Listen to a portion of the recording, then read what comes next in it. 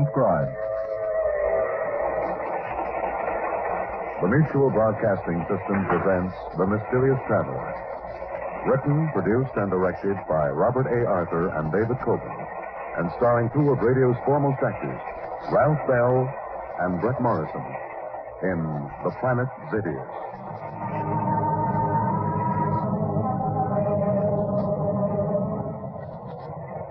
This is The Mysterious Traveler, inviting you to join me on another journey into the realm of the strange and the terrifying. I hope you will enjoy the trip, that it will thrill you a little and chill you a little. So settle back, get a good grip on your nerves, and be comfortable, if you can, as I retell a story which so many listeners have asked to hear again. It's the story I call The Planet Zevius.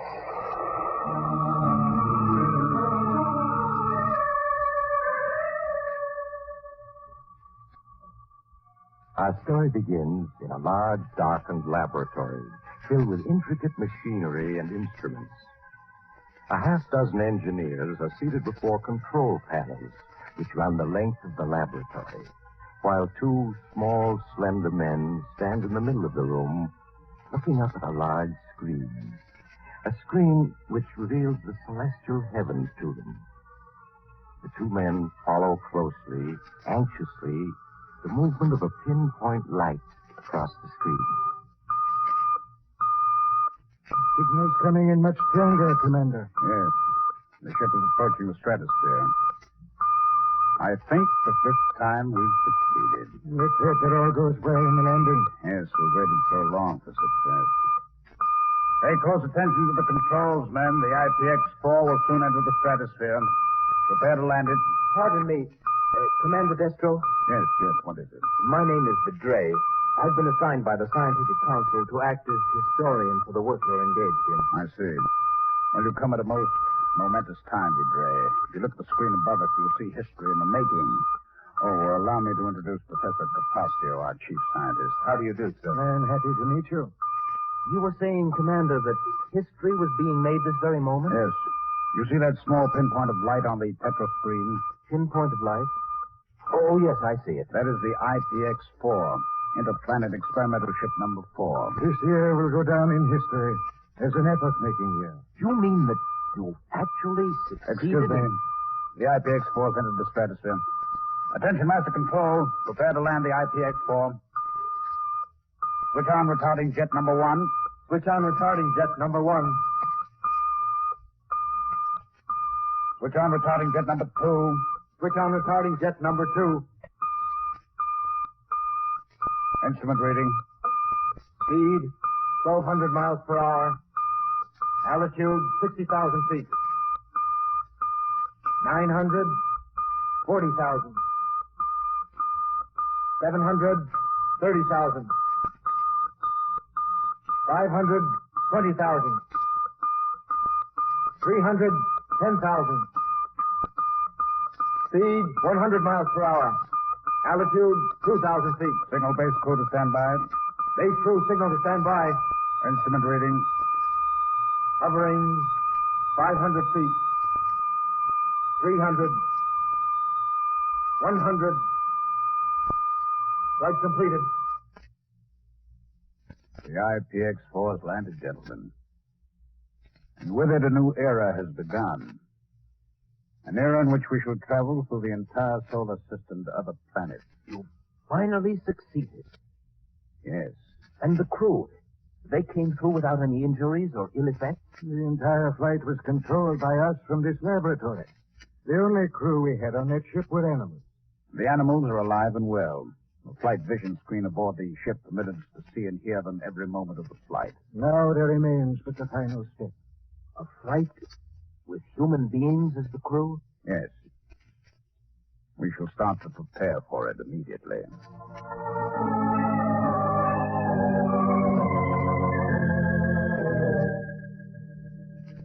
Ready for flight, sir. The crew are at their station. Thank you.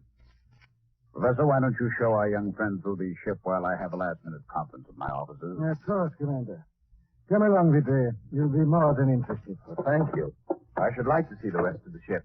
And as you probably gathered, this is the fuel room. Mm-hmm. Well, on the deck below are the nuclear propulsion engines. Watch your head. Oh, yeah. Now, this is the crew's quarters. And beneath it are storage quarters for ship's supplies and equipment. It's strange, Professor, but from the outside, the IPX-4 seems so much larger than from in here. Well, that's easy enough to explain, Vidray. You'll see the IPX-4 is a hull within a hull, and this is the inner hull. Oh, I see. And it's the outer hull that protects us. Yes. To break through the field of gravitation of this planet, we must achieve a speed of 20,000 miles per hour. At that speed, friction creates great heat on the outer hull, heat which we, fortunately, won't feel in this hull. I understand. Is this the control room? Yes. Now, don't be overawed by these hundreds of controls and instruments. In time, you'll come to understand them all. That large screen, is that the eye of the ship? Yes. Once we're in flight, what lies before us is projected on the screen. Stand by, Zal, for flight orders. Yes, sir. Stand by for flight orders. Well, gentlemen, the moment has arrived. Sound warning signal. Sound warning signal.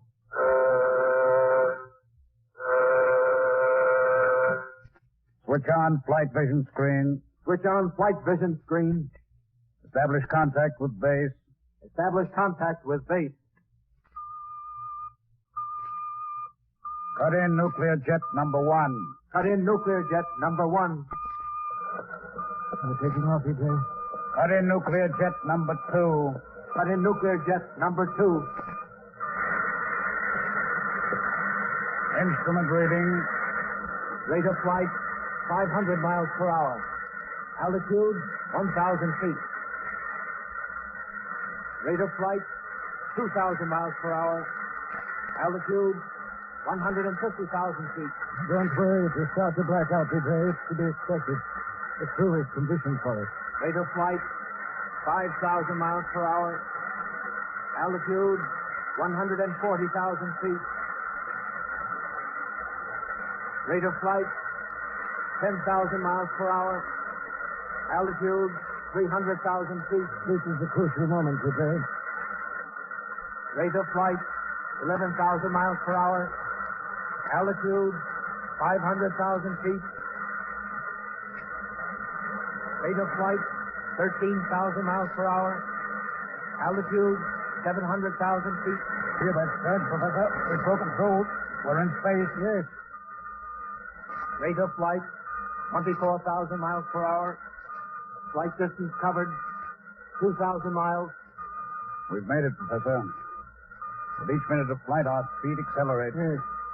We should soon reach our maximum speed of 50,000 miles per hour. Rate of flight, 30,000 miles per hour. Flight distance covered, 3,000 miles. Take over, Zal. Yes, sir. What's the matter with Vidray? Did he black out? Yes. He wasn't conditioned for the flight. Oh, he'll be all right in a few minutes. When he is, bring him into the chart room. I'll be plotting our course.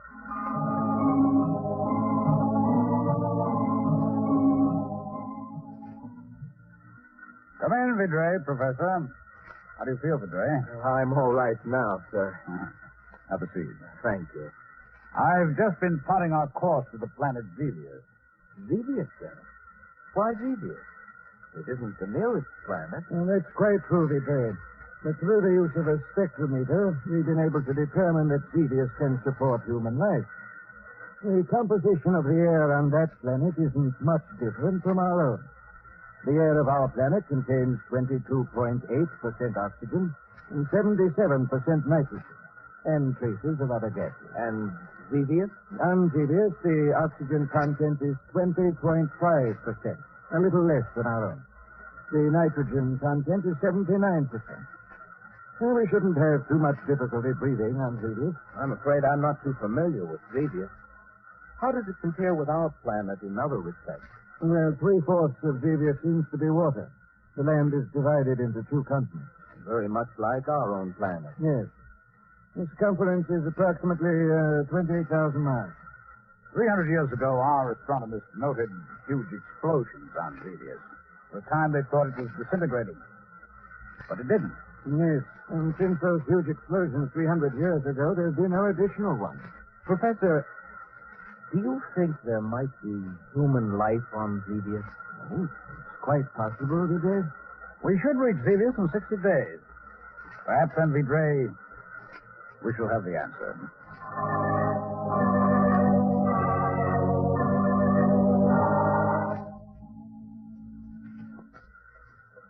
Stand by to land on Zevius. Attention, crew members. Stand by to land on Zevius. We're approaching Zevius already. It's exerting a strong pull toward its surface. Yes. Switch on radar sender. Switch on radar sender. Our radar signals are reaching Zevius and being reflected back off its surface.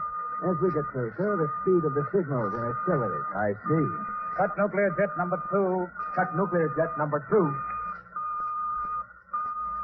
Cut nuclear jet number 1. Cut nuclear jet number 1. How quiet it is. Seems strange not to hear the engines after 61 days. Instrument reading. Rate of descent, 500 miles per hour. Approaching stratosphere. Altitude, 400,000 feet. Rate of descent, 600 miles. Altitude, 300,000 feet. Our speed is increasing. Why? We're in Zevius orbit. Gravity is pulling us down toward it. Switch on retarding jet number 1. Switch on retarding jet number 1. Instrument reading. Rate of descent, 400 miles per hour. Altitude, 200,000 feet. Professor, look. You can clearly make out Zevius' surface now. 300 miles. Yes. Altitude, Yes, we're near the coast of one of the 100,000 continents. That small silvery thread Rate is of a river descent, flowing into the 100 sea. miles How per hour. green it is. Altitude, Zevius has plant life, just like our own planet. Yes. That river's quite a large one. Far larger than any we have. Hovering. Only 50,000 feet. Commander's Altitude, evidently going to land near that 1,000 feet. mountain overlooking the river. rather hilly country. Yes. 800 Too bad darkness is falling. 600, 400, 200, 100. Flight completed. We've landed. Cut retarding jet number 1. Cut retarding jet number 1. Cut radar sender. Cut radar sender. Well, gentlemen, we've done it. Flown 80 million miles from our own planet to Zevius. Congratulations, Commander. Thank you. Well, it's already grown dark. We'll wait until morning before leaving the ship. Meanwhile, Professor, I suggest you make extensive tests of the air on Zevius. We can't be too careful. Quite agree. I'll proceed at once, Commander. You'll have a full report by morning.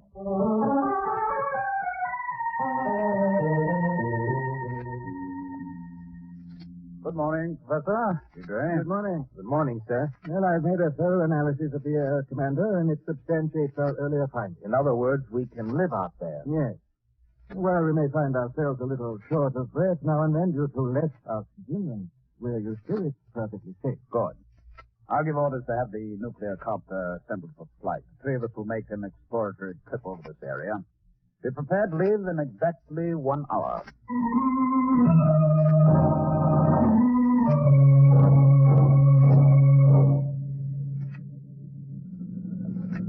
We're ready for takeoff. I suggest you fasten your safety belts, gentlemen. I'm ready. Stand clear. We'll rise straight up and have a look around. Look, we're high enough now to see the river. It's enormous. Yes. I should estimate it to be at least, a mile in width. Seems to flow into that bay and then out to sea. Professor, look.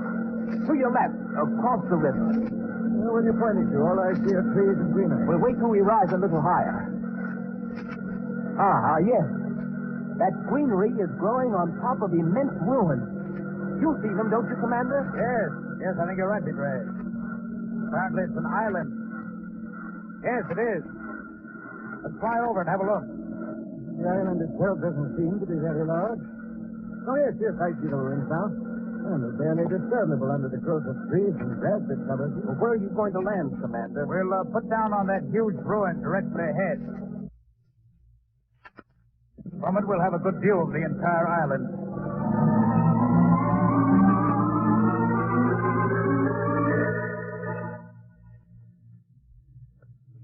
These ruins are truly amazing, Commander. Thousands and thousands of buildings and dwellings covered by trees and grass. These are the ruins of a great civilization. How old would you estimate these ruins to be, Professor? From a rather hasty study of the plant life that's grown over it, I should say approximately, 300 years. 300 years. Do you think those huge explosions our astronomers saw on this planet 300 years ago might have wiped out this civilization? That's quite possible, Commander. Where's Vidre gotten to? Oh, there he is. Oh, Vidre, don't get too near the edge. You may fall over. I'm being quite careful, Professor. I just wanted to see what was below us. This ruin we're standing on must have been a huge building leveled by some great force. If you look over the edge, you'll see that it slopes down to what seems to be streets. Streets? Yes, very much like those on our own planet. It would be quite possible for us to make our way down the side of this ruin to the bottom. Can't be more than 200 feet. What do you think, Professor? Why not? By all means, let's descend and have a look around.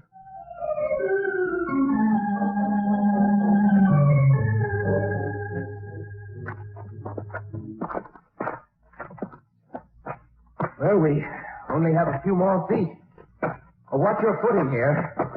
These rocks keep giving way beneath me. Yes. Should be quite easy to break a leg here. You all right, Professor? Yes, Commander. Well, here we are. Oh, it seems as though we've descended 1,000 feet instead of only 200. Yes. It's rather dark down here. Everything's in shadows. Yes, you were quite right, Vidre. Beneath this rubble we're standing on, there seems to be a paved street. Let's have a look around, shall we?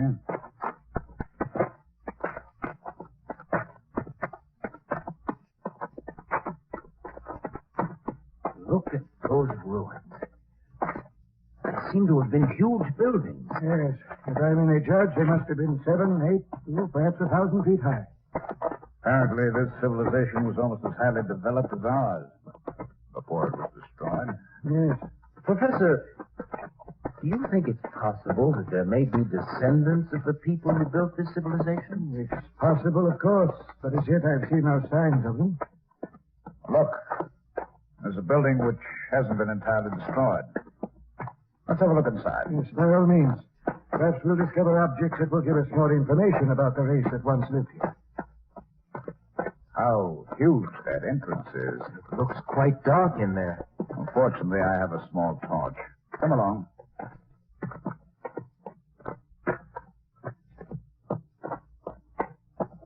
Look at the size of this chamber. Why, the ceiling is at least 40 feet high. Professor, this building must have been an institution, a library. Look at the thousands of books lying on the floor, simply rotting away. Yes, you're right. Look at this book, Professor. It's about twice the size of our own. Yes. It's too bad it's been exposed to the elements. Pages are yellow. The printing is all but faded. Here's another one on the floor. It's a much larger book, and bound in some sort of animal skin. Let me see it. Yes, this is in much better condition. We shall take it back to the ship, Vidre. See if one of our scientists can decipher the language it's printed in. Professor, would you come here for a minute? Oh, yes, of course. Look. These ashes on the floor. Looks like the remains of a fire. Yes, you're right. It appears to be only a few weeks old. A few weeks old? Then that means... Yes. There were survivors of the Holocaust that destroyed this civilization. Their descendants may be here, in these ruins, watching us. That's quite possible. However, we're armed. I wonder what they look like. Perhaps after a time when they get used to the sight of us, they'll show themselves. Yes. What was that? Sounds like a signal of some sort. Yes, you're right. I suggest we leave, Commander. Yes, come along.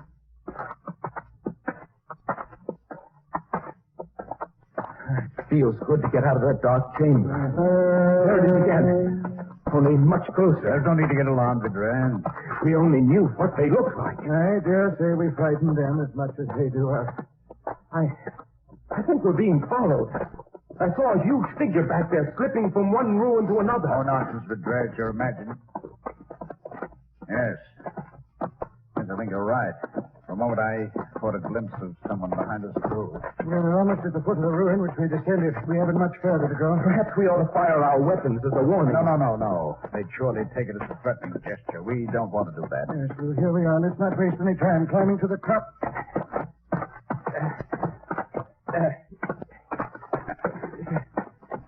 Yes, they still seem to be following. Now and then I can make out a shadowy figure. It's almost impossible to tell what they look like. They cling to the shadows. They seem enormous.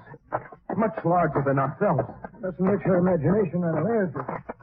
It's amazing how much faster we're going up than when we came down. We're almost at the top. I have a feeling they won't try to climb this ruin after us. Evidently, they don't like daylight. Here we are. Professor, look out! Oh, it's close. What was it? They threw some sort of weapon at you. Oh, it's nothing but a long, round pole with a sharp piece of metal on the end. It's a spear.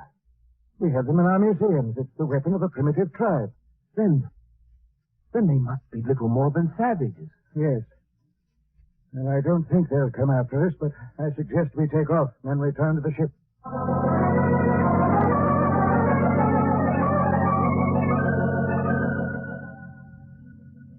Lal? Yes, sir?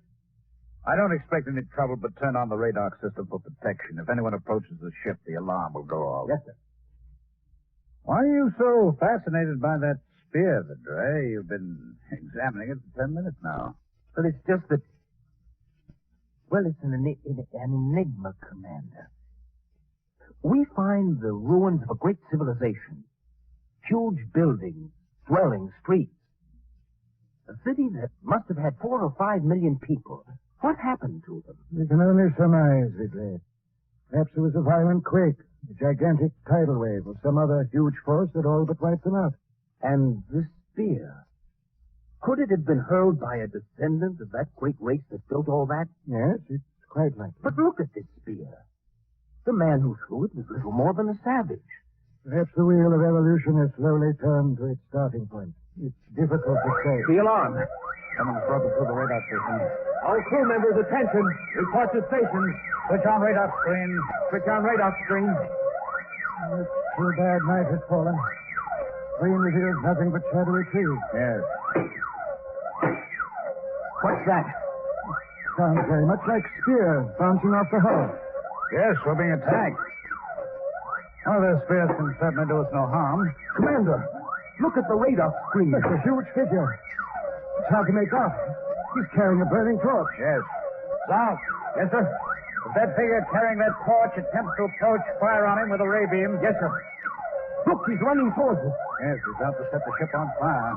Look how huge he is. He's simply gigantic. Yes, sure is. South, fire. Yes, sir. He's down. Only a few yards from the ship. Yes. He doesn't seem to be dead. I can see him moving. Burst from a ray beam would have killed any of us. It only seems to have wounded him. South. Yes, sir. Order a party of 6 men to go out and bring that monster in here. Yes, sir, at once.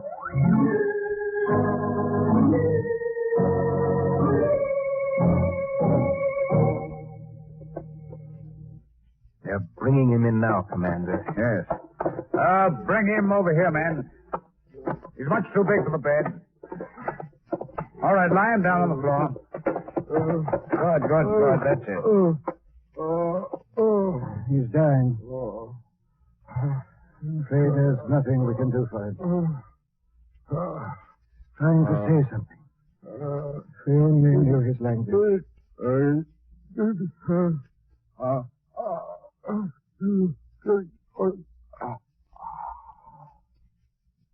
Professor. He's dead. Too bad.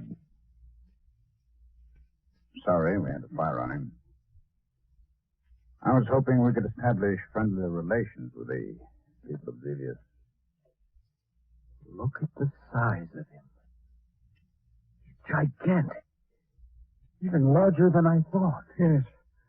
You must measure at least. Here, let me see. Professor, the leather-bound book you found in the ruins. I've succeeded in deciphering the language. I've already translated the first 2 pages. Be patient a moment, Leto. I want to finish my examination of this manuscript. Amazing. Simply amazing. This book you found is apparently the key to their civilization. As soon as I've translated the rest of it, I'm sure we'll have a... This man of Zevius, I should say, he weighs at least 200 pounds. And as for his height, he's at least 6 feet 1. 6 feet 1? Why, that would make him almost twice as tall as we are. Yes. But that isn't all. He only has 5 fingers. 5 fingers? Are you sure? Positive. Please, sir, I wish you'd let me read you the translation of the book you found in the ruins. Oh, yes. Yes, Pedro. By all means. Go ahead. Well, I've translated only the first 2 pages. It begins this way. When God began to create the heavens and the earth was a desolate waste with darkness covering the abyss and a tempestuous wind raging over the surface of the waters. It's evident, sir, that this planet we know as Zevius was called Earth by the race that wrote this book. Earth. I wonder what happened to the people of Earth that brought their civilization to an end.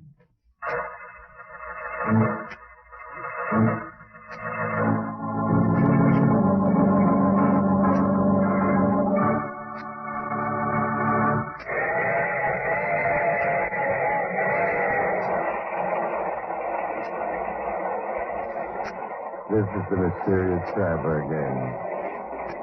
Did you enjoy our little visit to the planet Zevius, or better known to us as Earth? What's that, madam? You don't like the thought of civilization being destroyed? Well, fortunately, it doesn't have to happen. Not if we don't want it to. Oh, by the way, all names of characters in this story were fictitious, and any resemblance to the names of actual persons is strictly out of this world. And, oh, you have to get off here. I'm sorry. But I'm sure we'll meet again. I take this same train every week at this same time.